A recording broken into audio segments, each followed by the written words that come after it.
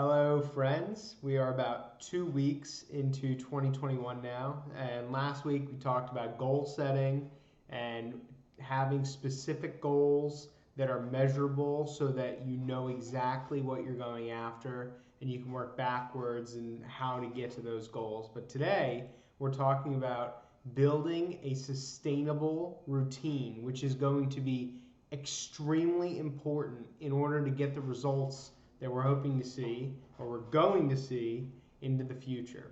So there's two main things that I want to talk about with you today that I know are going to help you because they've helped me in my life. So the first thing is decide with your goal, why are you doing it?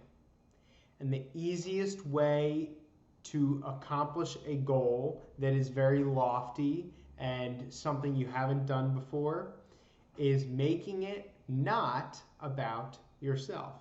So for me, when I was running a marathon and I was training for a marathon, at the end of my training session, every single day, I would think about the people in my life that I love and the people that I was inspiring.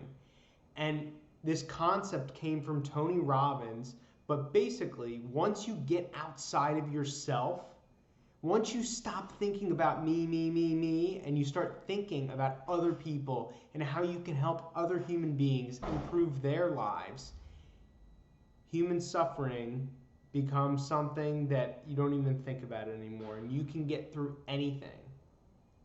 If you have a why, you can survive almost anyhow. So I promise you, if you make your why something bigger than you, hopefully something about other people in your life that you love, you can survive anyhow.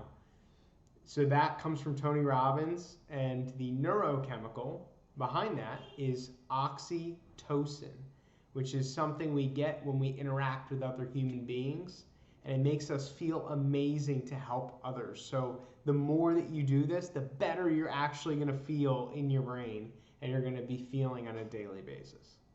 So the first one was about why are you doing this? Why are you doing this so you can make it sustainable? But the second piece that I wanted to share with you today is rewarding your work along the way. So we talked about oxytocin and how that makes us feel better helping other people. One of the ways that we can feel better about helping ourselves is by using dopamine. And you've heard of dopamine from scrolling through our phones. We get hits of dopamine. You've heard about it from drinking. We get a hit of dopamine when we eat food. There are a lot of things that give us this hit of dopamine, but we can use it to our advantage for good things like rewarding the work that we're putting in. So for me, one of the ways that I reward myself with dopamine is on Fridays, I love my Friday beer. That is my thing. I don't know, it's from years and years of, hanging out with friends, having happy hour on Friday. There's something about my Friday beer that I just love, and it kicks my weekend off to a great start. So that's what I do to reward the work that I've done throughout the week.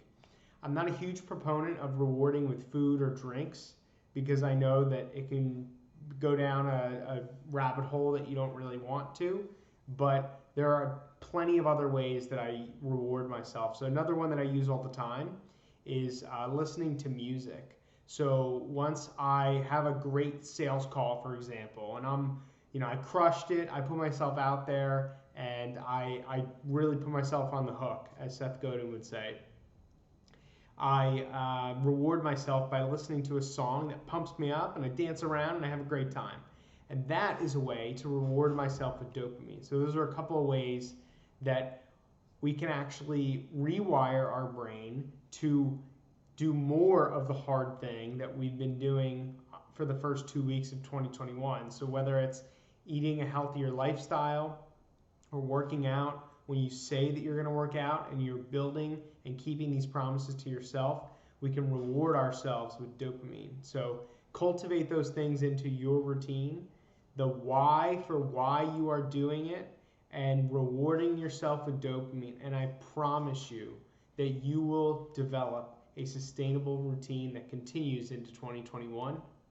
And I know that I believe in you, so believe in yourself. You are keeping the promises you're making to yourself, and every one of those promises is stacking up.